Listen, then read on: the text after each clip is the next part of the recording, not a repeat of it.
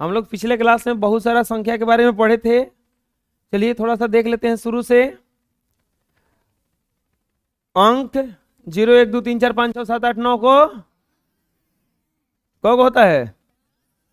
उसके बाद पढ़े थे प्राकृत संख्या, गिनती की संख्या को प्राकृत संख्या कहते हैं, गिनती की संख्या को प्राकृत संख्या कहते हैं। प्राकृत संख्या कहां से शुरू होता है? प्राकृत संख्या कहां से शुरू होता है? कहां से शुरू होता है? उसके बाद पढ़े थे पूर्ण संख्या। जब 0 को शामिल कर लिया जाए तो पूर्ण संख्या बन जाएगा। क्या बन जाएगा? किस में शामिल कर लिया जाए? किस में शामिल कर लिया जाए? प्राकृत संख्या में या गिनती में? किस में? इसके बाद पढ़े थे पूर्ण संख्या, यही था, 0 को शामिल कर लिया जाए। फिर पढ़े पूर्णांक, ऋणात्मक, शून्य और गिनती यानी कि धनात्मक संख्या को एक साथ लिख देंगे तो क्या कहलाएगा? दुनिया का कोई भी संख्या पूर्णांक होगा अगर पूरा पूरा अंक होगा तब। अगला पढ़े थे हम लोग सम संख्या, जो संख्या 2 से कटे तो सम, 2 से कटे तो, नहीं कटे तो, नहीं कटे तो, नहीं कटे तो, 2 से कटे तो, नहीं कटे तो। इसके बाद पढ़े थे हम लोग भाज्य संख्या, वैसी संख्या जो एक से स्वयं से कटे और एक और किसी से कट जाए तब उसे क्या कहा जाता है? एक से भी कटना चाहिए, स्वयं से भी कटना चाहिए, कोई और से भी कटना चाहिए, तब क्या कहलाएगा? वो क्या कहलाएगा? क्या कहलाएगा? सबसे छोटी धनात्मक भाज्य संख्या क्या होता है? 4। अभाज्य संख्या जो एक संख्या और एक से और स्वयं के अलावा किसी से भी, एक और स्वयं के अलावा किसी से भी, उसे अभाज्य संख्या कहते। सह अभाज्य बताए थे हम, जो दूसरों से कट जाए, अपने में ना कटे, जिसमें कोई उभयनिष्ठ गुणनखंड ही ना हो, उसे ही क्या कह देते हैं? सह-अभाज्य। क्या कहा जाता है? सह-अभाज्य कहा जाता है, जिसमें कोई उभयनिष्ठ गुणनखंड न हो। इसके बाद पढ़े थे हम लोग परिमेय संख्या, वैसी संख्या जिसे P बटा Q के रूप में लिखा जा सके और जिसका वर्गमूल में रहने पर पूरा पूरा वर्गमूल निकल आए, उसी को क्या कहा जाता है? क्या कहा जाता है? और जो P बटा Q के रूप में ना लिखा जा सके और जिसका वर्गमूल ना निकल सके, उसी को क्या कहा जाता है? अपरिमेय संख्या। क्या कहा जाता है? अपरिमेय संख्या। और दोनों को उठा करके एक के झोली में डाल देंगे तो क्या हो जाएगा? वो वास्तविक संख्या। क्या हो जाएगा? बोलो, समझ में आ जाएगा? अब आता है क्रमागत संख्या, लगातार क्रम से आने वाली संख्याओं को क्या कहा जाता है? ये भी बता दिए थे, क्रम से आना चाहिए, यानी कि दो संख्याओं के बीच का अंतर बराबर अगर रहा, जैसे 2 4 6 8 10 सब 2 2 पर आया है ना, तो ये कौन सा संख्या कहलाएगा? बोलो, चलो बताओ तो, ये क्रमागत है कि नहीं है? 1 9 17 25 33 41 49, क्योंकि कितना कितना के अंतर पे आया है? 8 8 के अंतर पे आया है ना सब, तो कौन सा संख्या हुआ? बोलो। अब आता है आरोही क्रम, बता दिए थे? नहीं बताए थे? आरोही क्रम किसको कहा जाता है? बढ़ते क्रम में लिखना। बढ़ते क्रम में लिखना ही क्या कहलाता है? सबसे पहले छोटा लिखिए, उससे बड़ा, उससे बड़ा, उससे बड़ा, बढ़ाते जाइए, उसी को क्या कहा जाता है? संख्याओं को छोटा से बड़ा क्रम में लिखने की प्रक्रिया को आरोही क्रम कहते हैं। बोलो, संख्याओं को छोटा से बड़ा क्रम में लिखने की प्रक्रिया को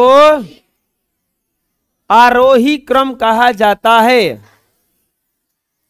संख्याओं को बड़ा से छोटा से बड़ा क्रम में लिखने की प्रक्रिया को आरोही क्रम कहा जाता है। समझ में आ जाएगा? जैसे एग्जाम्पल ले लेते हैं, जैसे इतना को आरोही क्रम क्या हो जाएगा, देखो 1, फिर इससे बड़ा 2, इससे बड़ा 5, इससे बड़ा 8 और इससे बड़ा 9, ऐसे ही ले लिया जाएगा। अगर जैसे 9, 8, 2, 12, 6, 7, 5, 2, इसका अगर क्रम लिखना होगा, क्या कौन सा क्रम लिखना होगा? आरोही क्रम। तो सबसे छोटा क्या है बबुआ? देखिए 2 लिखा जाएगा, इसके बाद क्या लिखा जाएगा? 5, एक और 2 है तो बगल में ही, इसके बाद फिर फिर फिर फिर फिर फिर आया समझ में? बढ़ते क्रम में लिख देंगे तो उसी को क्या कहा जाएगा? बोलिए। घटते क्रम में लिख देंगे तो अवरोही क्रम कहलाएगा। घटते क्रम में, इसको लिख लीजिए, घटते क्रम में कहा जाए, लिख देंगे, घटते क्रम में लिखेंगे तो आरोही क्रम में। घटते क्रम में सबसे पहले छोटा लिखा जाएगा कि बड़ा? आरोही क्रम में सबसे पहले क्या लिखा जाएगा? इसको याद करने का तरीका भूला जाता है आदमी, कि आरोही में बड़ा ले लिखे कि छोटा लिखे, कंफ्यूज हो जाता है। बबुआ पढ़ो, आरोही पढ़ो, पढ़ो इसको, अवरोही पढ़ो। कौना में ज्यादा अक्षर है? कौना में ज्यादा अक्षर है? 1, 2, 3, 4 गो है। हेकरा में कौ गो है? कौन छोट है? तो छोटका जो लिखने में छोटा हो उसमें पहले छोटके लिखेंगे, छोटा सा शुरू करेंगे। तो छोटा सा शुरू करेंगे तो यानी कि बढ़ते क्रम में लिखेंगे। लिखने में बड़ा है तो इसमें बड़ा संख्या पहले लिखेंगे, तो बड़ा संख्या लिखेंगे यानी कि घटते क्रम में लिखेंगे जब बढ़ के लिख दिए तो। समझ में गया? छोटा वाला लिखने वाला में सबसे पहले छोटा लिखा जाता है तब बड़ा लिखा जाता है, इसमें बड़ा लिखा जाता है तब छोटा लिखा जाता है। तो ये घटते हुआ, ये कौन सा हुआ? ये कम है, घटल है तो घटते क्रम। समझ में आ गया? इसके बाद में देखेंगे संख्याओं को बड़ा से छोटा क्रम में लिखने की प्रक्रिया को अवरोही क्रम कहा जाता। बोलो, संख्याओं को बड़ा से छोटे क्रम में लिखने की प्रक्रिया को अवरोही क्रम कहा जाता है। बड़ा से छोटा लिखेंगे अवरोही, छोटा से बड़ा लिखेंगे आरोही। अगर ऐसे ग्राफ प्राप्त होगा अवरोही, अगर ऐसे ग्राफ प्राप्त होगा गिरता हुआ इसे आरोही, अवरोही। ये आरोही और ये वाला देखो बड़ा से आ रहा है नीचे ना, तो क्या हो जाएगा? अवरोही। समझ में आ जाएगा? बोलो। जैसे यहां पे दिया हुआ है कि इसको अवरोही क्रम में लिखिए, तो चलिए लिख देते हैं मिटा के अब से।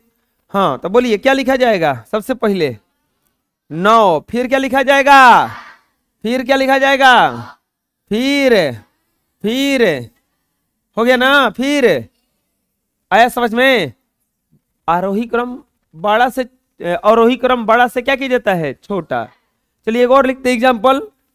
9, 12, 6, 3, 8, 5 का अवरोही क्रम। चलिए बच्चों लिखवाइए।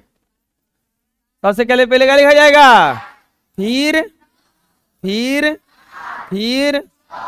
6, फिर आया समझ में? लिख लीजिए इसको।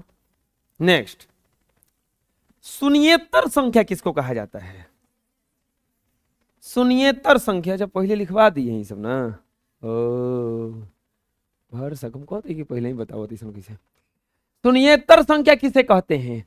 तो दुनिया में शून्य को छोड़ करके कौनो संख्या शून्येतर संख्या कहलाएगा। किसको छोड़कर?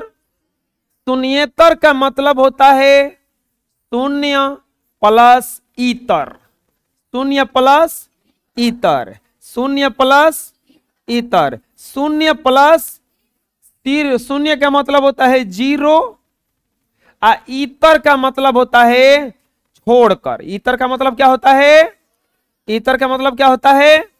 इतर का मतलब क्या होता है? शून्य को छोड़कर। अगर कहीं से आपको मिले ऋणेतर संख्या, ऋणेतर, तो इसका मतलब हुआ ऋण और प्लस इतर। ऋण प्लस ऋण का मतलब होता है माइनस, और इतर का मतलब होता है छोड़कर। तो अगर कोई बोलेगा कि कोई ऋणेतर संख्या लिखी है, तो यानी कि माइनस वाला नहीं लिखेंगे, धनात्मक संख्या लिखेंगे, ऋणात्मक संख्या नहीं लिखेंगे। तो शून्येतर कहेगा तो किसको छोड़ के लिखेंगे? चलो बताओ। ऐसा नहीं कि 40 आएगा तो उसको बोलोगे कि में जीरो ना लिखेंगे, ऐसा नहीं है। 40 है वो शून्य नहीं है, खाली एगो जीरो को छोड़ करके सब संख्या क्या कहलाएगा? शून्येतर। जैसे कि 1 का कहलाएगा शून्येतर, 2 का कहलाएगा शून्येतर, जीरो को नहीं लिखा जाएगा इसमें। समझ में क्या करें हम अब? शून्य को छोड़कर सभी संख्याओं को शून्येतर संख्या कहा जाता है। समझ में आएगा? बोलो, शून्य को छोड़कर सभी संख्याओं को शून्येतर संख्या कहा जाता है। शून्य को छोड़कर सभी संख्याओं को शून्येतर संख्या कहा जाता है। आ जाएगा समझ में? चलिए लिख लीजिए नेक्स्ट। अब आता है भाज्य, भाजक, भागफल, शेष। आप लोग भागा पढ़े होंगे, कभी पढ़े हैं ना? पढ़े क्या होंगे? बहुत सारा भागा पढ़े होंगे। अब यहां पे कौन क्या रहता है? यहां पे रहता है प्यारे बच्चों भाज्य। क्या रहता है? तो चलिए बताइए, हेजा कौन होगा? हेजा होता है भाजक, और जो हेजा आता है उसी को कहा जाता है भागफल। और यहां पर होता है शेष। यहां पर क्या होता है? ये भाजक, ये भाज्य, ये भागफल और ये शेष। ये भाजक, ये भाज्य, ये भागफल और ये शेष। और यही सूत्र होता है भाज्य बराबर भाजक गुना भागफल प्लस शेष। भाजक गुना भागफल प्लस, कोई भी संख्या में किसी संख्या से भागा दीजिएगा तो ये दो गो तो रहता ही है हमेशा, क्योंकि 3 भागा अगर हम 19 लिखेंगे, 3 भागा हम 19 लिखेंगे तो 2 गो तो दिया हुआ है ना। एगो भाज्य दिया रहेगा, एगो क्या दिया रहेगा? हमें और 2 गो संख्या प्राप्त होगा, जिसको एगो को भागफल कहा जाता है और एगो को क्या कहा जाता है? शेष कहा जाता है। एगो को भागफल कहा जाता है और एगो क्या कहा जाता है? शेष। समझ में आ जाएगा? एगो को भागफल कहा जाता है और एगो को क्या कहा जाता है? समझ में आ जाएगा? भाज्य बराबर क्या होता है? भाजक गुना भागफल प्लस, सॉरी बोलो, भाज्य बराबर भाजक गुना भागफल प्लस शेष। अब भाज्य, भाजक, हाँ ये डायग्राम बना लीजिए नेक्स्ट। अब किसको क्या कहा जाता है समझ लेते हैं। जिस संख्या में भाग दिया जाता है उसे भाज्य कहते हैं। किसी संख्या में तो भाग दिया जाएगा ना, जैसे कि 5 से 12 में भागा दीजिए तो 12 में भाग दिया जाएगा ना। तो जिस संख्या में भाग दिया जाता है उसे भाज्य कहते हैं। यह सबसे बड़ी संख्या होता है, सबसे बड़ी संख्या भाज्य। जिस संख्या से भाग दिया जाता है उसे भाजक कहा जाता है। यह भाज्य से छोटा होता है। भाज्य से क्या होता है? जैसे कि 9 में 12 से भागा दिया जा सकता है, 12 से 9 में भागा दिया जा सकता है नहीं। तो ये बड़ा होता है, ये भाज्य है, और ये भाजक है, ये इससे छोटा होता है, इससे छोटा होता है। भाज्य में भाजक से भाग देने पर, अब मान लीजिए भाग दिए तो 9 एकम 9, कितना बच गया? शेष जा 3।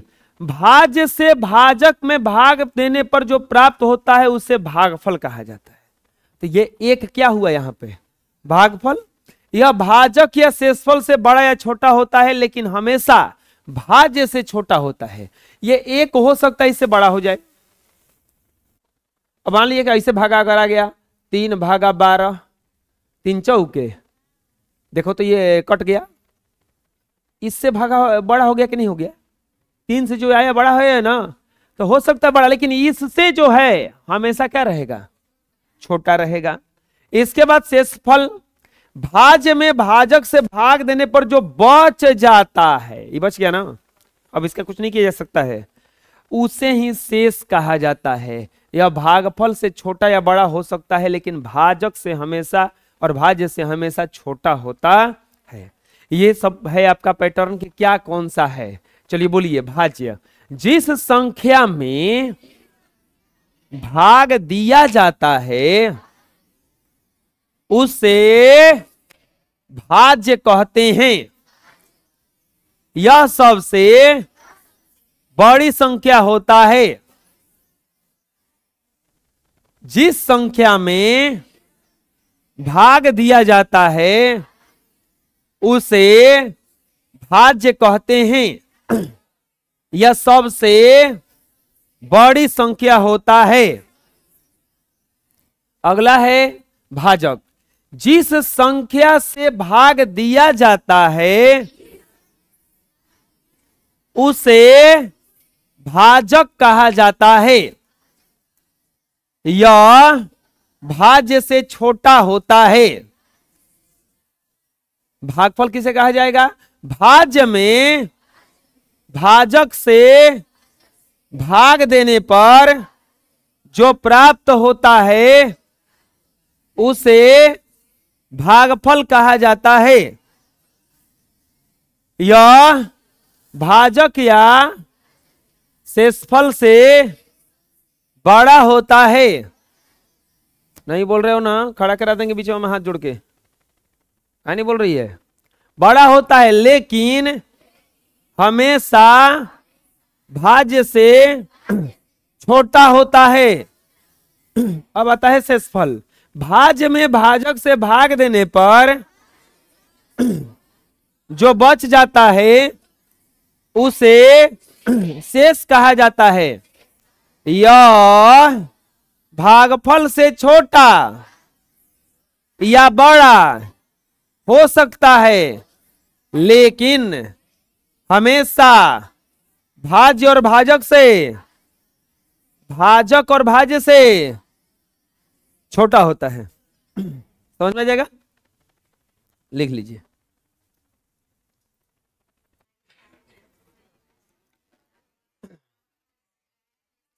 भी बॉड मास। देखिए बच्चों ये बेसिक चीज है, ये सब याद रखना बहुत जरूरी है। किससे क्या होता है ये सीखेंगे हम लोग। ये एक रूल है, अगर भागा, जोड़, घटाओ, जोड़, घटाओ, गुणा, भागा, कोष्ठ, ये सब एक में आ जाए तो कौन क्रिया पहले करेंगे और कौन क्रिया बाद में करेंगे ये रूल होना चाहिए। अब मान लीजिए आप खाना खाने गए, आपको बहुत सारा पकवान आप प्लेट में सरिया लिए। इनमें मान लीजिए सरिया लिए भात, रोटी, दाल, चटनी, अचार, भुजिया, कुचला, मिर्च, नीमक, पापड़, सलाद, सलाद, जलेबी और बीचवा में रख लिए भात। अब इसका रूल होना चाहिए ना हो कि कैसे कैसे खाएंगे। बिना रूले के मान लीजिए पहले ही कुचला खा गए कह रहे हैं कि अरे तीता लगा था, गड़बड़ है ना। मान ले कुल मरचाई खा गए बैठ के, कह रहे तीता लगा था, नीमक फाक रहे हैं बैठ के। अरे ना, ऐसा नहीं है। गाय के भात में दाल मिलावे के बाद, खाए के बाद तब तनकी सी मरचाई तोड़ के और में नीमक में डाल के खाए के बाद, ऐसे ना रूल है। ये नहीं कि नीमक फाक गए खाली नूने डाले बड़ा सन का रे खाली नीमक डाले बड़ा सन का। मेरे गांव के वो आदमी थे, वो बेचारे स्वर्ग में चले गए। हम भी सुने थे किसी बुजुर्ग से ही, वो बारात वारात में गए, चाय दिया पीने के लिए, चाय पीने के लिए दिया। वो मिट्टी का पहले बर्तन आता था, उसी में दिए। अब वो एक के हाली सोचे कि शरबत है, एक के हाली पिए, मुंह में जर गया तो फेंक के कह रहे भाग गर्मी दे दिल बड़ा सन अरे भैया वो चाय था, वो कह रहे कि गर्मी दे दिल बड़ा सन अरे वो चाय था, वो शरबत नहीं था, वो गर्मी मिलता है। तो इसको खाने के लिए रूल होना चाहिए ना।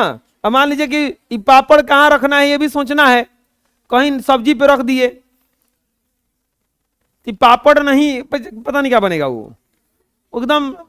तो ऐसे ही मैथ में अगर जोड़, घटाओ, गुणा, भागा, का, कोष्ठ, ये सब एक साथ जब आ जाता है तो इसको क्रिया करने के लिए एक रूल आता है जिसे भी बॉड मास कहा जाता।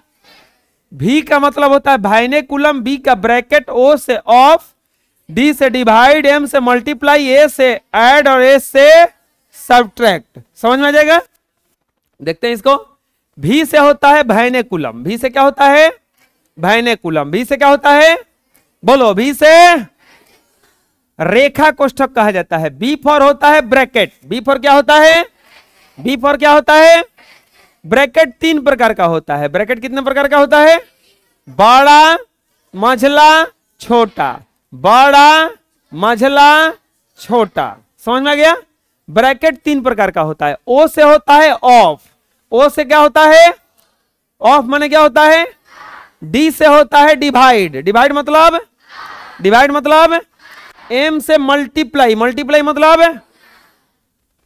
ए से एडिशन। एडिशन मतलब? ए से सब्ट्रैक्शन। सब्ट्रैक्शन मतलब? समझ में आ जाएगा? बोलो। बी से, बी से ब्रैकेट कितने प्रकार का? ब्रैकेट कितने प्रकार का? ओ से ऑफ मतलब? डी से डिवाइड मतलब? एम से मल्टीप्लाई मतलब? ए से एडिशन मतलब? और एस से सब्ट्रैक्शन मतलब?